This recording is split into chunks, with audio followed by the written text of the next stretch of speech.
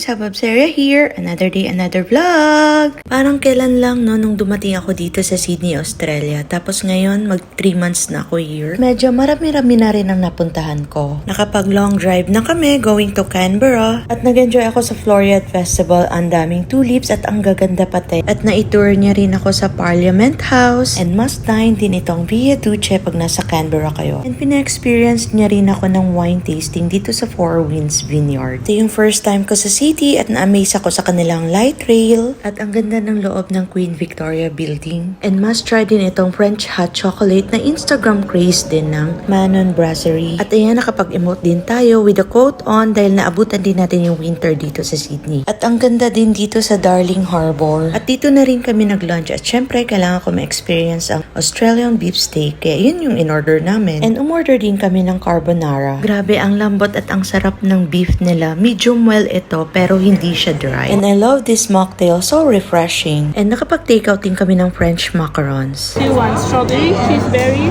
raspberry? Yeah, the one with the heart.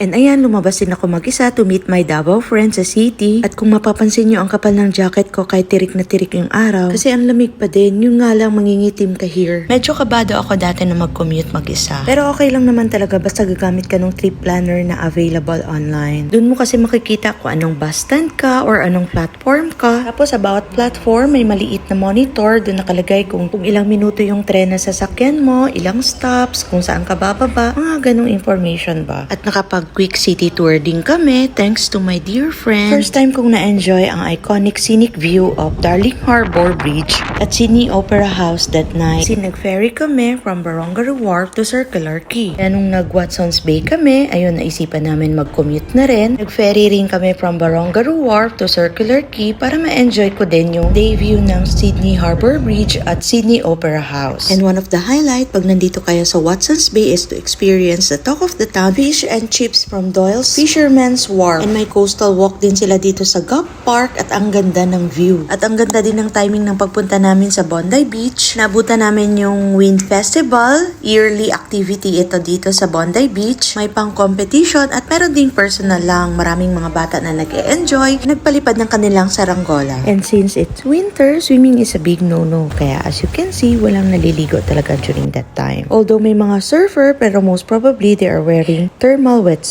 We also grabbed some rosé and pie, the Iceberg Dining Room and Bar. At nag-enjoy din tayo ng coastal walk dito sa Bondi Beach. At naging proud tayo kay self ng very light. Kasi tignan nyo naman ang diba kung gaano tayo kalayo from the Bondi Beach kanina. Kung sanay ka naman ng mahabang lakaran yan, pwede mong dire-diretsuhin yung coastal walk na yan. Going to another beach, which is Tamarama Beach. Then pwede ka pang dumiretso doon papuntang Coogee Beach. At ang kinagandahan ng coastal walk dito sa Sydney beaches is itong mga breathtaking cliff views. Ganon din yung na-experience namin na coastal walk dito sa Manly Beach. Pero ang kaibahan lang ng Bondi dito sa Manly, medyo kalmado yung water kaya mas maraming naliligo at nagsisurf. Medyo maganda din yung crowd, hindi ganon ka-rowdy as compared to Bondi. At sa bawat city beaches, may lifeguard on duty rin. And ito yung pang-apat na napuntahan namin, which is the Balmoral Beach, located near Mosman in Sydney's north, known for its calm waters, pristine sands, and charming atmosphere. And we'll definitely go back here as in nagustuhan ko talaga siya. Sad lang kasi we arrived late and the kitchen is closed na kaya we just ordered drinks. And nakapag-photoshoot na rin. Ang ganda kasi talaga ng place. Marami pa akong napuntahan actually. May Taronga Zoo, may Mount Tuma. Kaya don't forget to like, follow, and subscribe for more Sydney travel tips. Thank you for watching. Have a good one, mate.